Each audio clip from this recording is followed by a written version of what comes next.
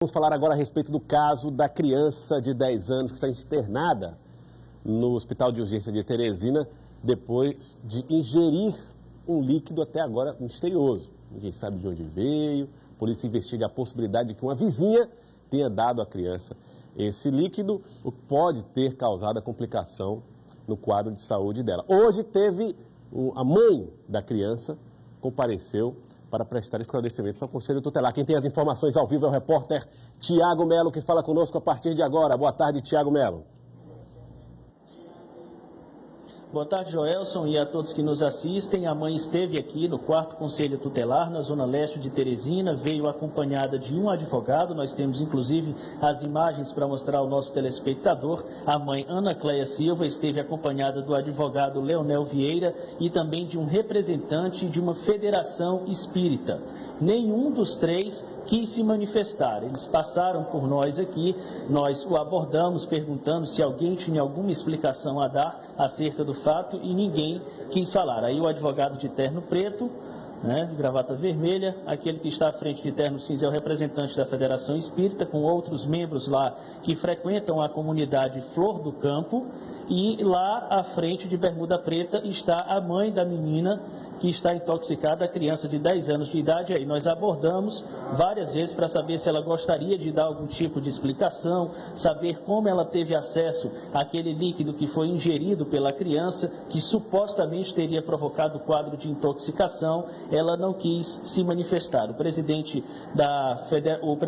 representante, melhor dizendo, da Federação Espírita, Antônio Salles, também não quis se manifestar. Esse aí que a gente está vendo agora é o advogado da mãe.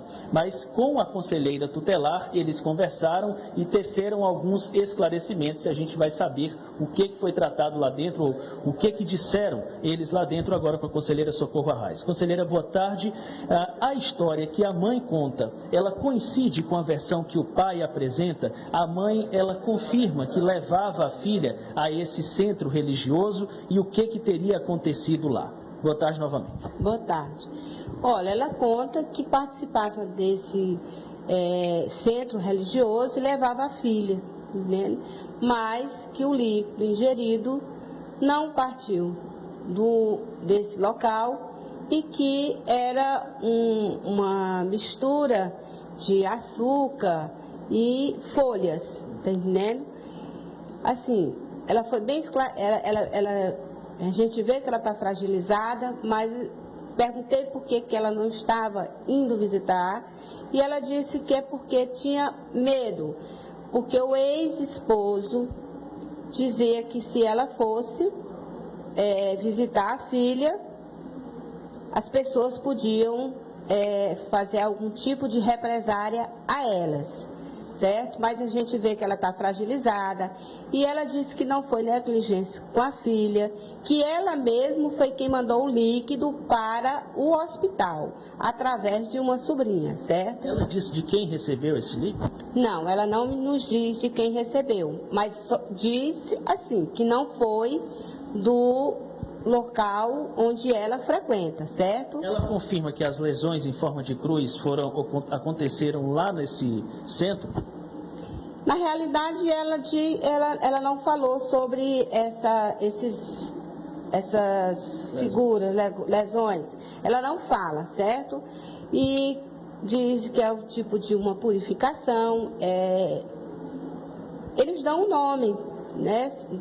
Mas eu não recordo o nome do que é feito com esse risco. Agora, esse ritual, esse processo pelo qual a criança passou lá dentro, realmente teria a intenção, é vendida a ideia de uma possível cura, e há um pagamento para isso? A mãe revelou algo do tipo? Não, ela não revelou que há nada sobre pagamento, tá entendendo? Ela não revelou. Ela disse que é porque a filha dela tinha esse problema, e como ela frequentava há mais de 4 anos, a filha também frequentava no intuito de encontrar a cura, entendeu? Pela fé que ela tem dentro dessa religião que ela frequenta. Ela esclareceu de que forma e quando a menina começou a passar mal? Não, ela disse que no dia 14 a filha dela começou a ficar, a ter desmaio e ela pegou nas mãos, ela estava gelada e tudo, inclusive um vizinho socorreu e levou, e ela deu entrada no hospital do Satélite e aí de lá foi levada para o HUT. Quem deu entrada no HUT com a criança foi a mãe, certo? Depois foi que começaram as cogitações e ela, com medo de represária, passou a viver em outra residência com os familiares. E que todas as vezes que tentou visitar a filha, o pai sempre dizia que se ela fosse, ia botar os mototaxistas, isso são palavras dela, tá entendendo? Se isso for verdade, ele não tinha o direito. Eu disse para ela, mãe, pois você tinha que ter procurado ou a autoridade policial ou o conselho tutelar, porque ele não podia, de jeito nenhum, fazer com que você não visitasse a sua filha. Né? Então, assim, o que foi relatado foi isso, é a única coisa que a gente tem no momento. Nós temos uma pergunta do estúdio, pois não? Na verdade, Tiago, é uma série de questões aqui. A primeira delas é o seguinte, já é possível separar os fatos? Uma coisa é uma criança que participa de uma congregação religiosa, qualquer que seja, isso é uma coisa. Outra coisa é ela ser vítima de um envenenamento provocado por uma substância que provavelmente não foi dada neste local de congregação religiosa. Porque até que se prove o contrário, não há problema nenhum a participar de um ritual religioso. Não há problema nenhum. O Conselho Tutelar já vê esse caso da ingestão da substância como uma circunstância separada da fé que a mãe professa? Ou seja, esse remédio ou essa substância não foi dado pelos religiosos e, portanto, não existe uma relação entre a doença ou o agravamento dela com este ritual? Já é possível dizer que não há uma relação entre o ritual e a sua doença?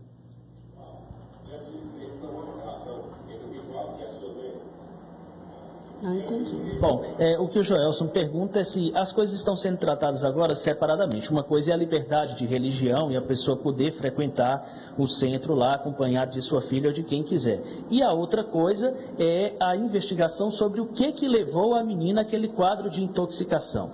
Estão sendo tratados separadamente agora já pelo Conselho Tutelar? Com certeza, porque a partir do momento que há uma investigação, faz parte do aparato policial, certo? O que nós estamos, tudo que foi da competência do Conselho Tutelar já foi encaminhado, feitos os encaminhamentos. Nós fizemos um BO na presença do pai, na Delegacia de Proteção, nós requisitamos um exame toxicológico que já foi feito e já enviamos a notícia de fato para o Ministério Público, para a juíza da primeira vara da infância e do adolescente, e assim, todos esses é de atribuição do Conselho Tutelar. Agora, quem vai dizer se houve envenenamento por parte desse líquido, não é o Conselho Tutelar, e sim a perícia e a polícia. O Conselho Tutelar enxerga algum tipo de responsabilidade da mãe nesse caso, já que era ela responsável pela guarda? Ela pode pelo menos ter negligenciado nesse caso, oferecendo à filha algo que ela não tinha comprovação de qual era a composição daquele líquido? Olha, ela disse que é uma mulher que trabalha, que vive de lavar roupa, que vive de engomar, isso. Então, se alguém, porventura, tiver dado esse lambedor, vamos dizer assim, como ela diz, é lamentável, né? Porque nós não podemos julgar ainda, porque nós não temos um laudo pericial se esse líquido ingerido foi o que provocou na criança o envenenamento, certo? Isso nós não podemos afirmar, mas nós já podemos ver um fato diferenciado. Certo? Muito obrigado, portanto, a Socorro Arraes, conselheira tutelar, pelas informações e esclarecimentos que nos trouxe. Aí, Joelson, a situação é essa, precisa ser investigada quem ofereceu o líquido e se, de fato, né, vai haver uma análise dessa composição, desse composto, foi enviado já para o Instituto de Criminalística para que seja identificado o que consta nesse líquido, né, de que ele foi feito, a composição, e se investigar quem foi que ofereceu a menina e se esse líquido realmente foi o que gerou esse quadro de saúde da criança de 10 anos, que, vale ressaltar, continua em coma na unidade de tratamento intensivo, de terapia intensiva, UTI, lá do Hospital de Urgências de Teresina, um quadro realmente delicado, o de saúde da criança.